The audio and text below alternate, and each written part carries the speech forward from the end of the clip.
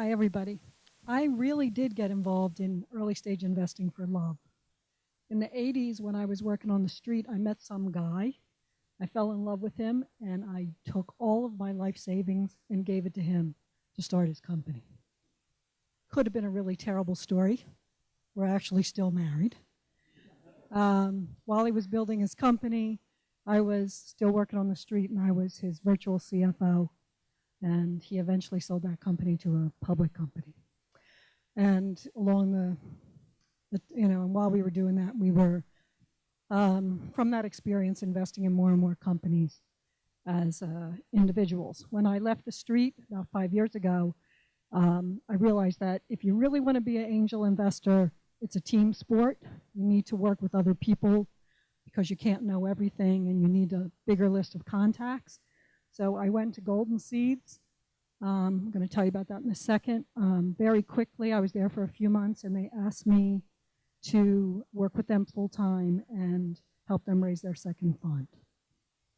So Golden Seeds is a financial service. It's a financial firm. It's headquartered here in New York. We run the 4th largest angel network in the country, 252 investors, and we have 3 funds, but we have 2 open venture funds that invest in the same style as the angels. So we do, seed and early stage stuff. Unlike some of the people that have talked, we are not sector specific. Our investment thesis is diversity. We invest in companies that have diverse management and ownership. There's a very large body of research that says that gives you better return on capital. And frankly, if you look at as a Wall Street professional, you want to go where you want to go to an underserved market to put your capital. And women entrepreneurs are, in any given year, the data says they're 20% of the people looking for capital, and in any given year, the most they ever get is 2 to 3%. So, so we have Golden Seeds because we're funding women.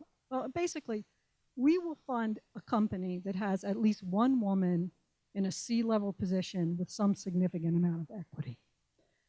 So what we really don't fund is all male management and ownership teams, okay? Most of the time we fund companies that have woman as a founder, but we have funded companies that had a woman as a CTO or CMO or chief science officer, something like that. We have a really formal process at Golden Seeds. We see about 30 applications a month.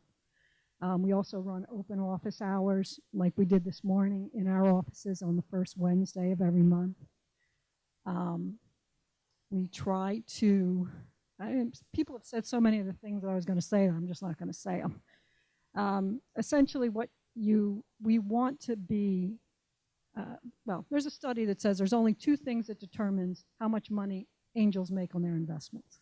How much time you spend with the entrepreneurs before you write the check. I think that's something that everybody else has said here, even though they didn't quote the study. And how much time you spend with the entrepreneur after you write the check. So we try to be able to have post-investment. We try to have our involvement with the company be accretive. We usually take a board seat. We try to be sure that we put the right person on the board from our network who can access everything that we have in our network. It's a curated network of investors with different domain skills and functional skills. We train our board reps. We are always looking for what's the first sign of problems at a company. Because the way that you can really help people as an investor is you can help them when times are good, but you also have to help them when times are bad. So good luck to all you guys.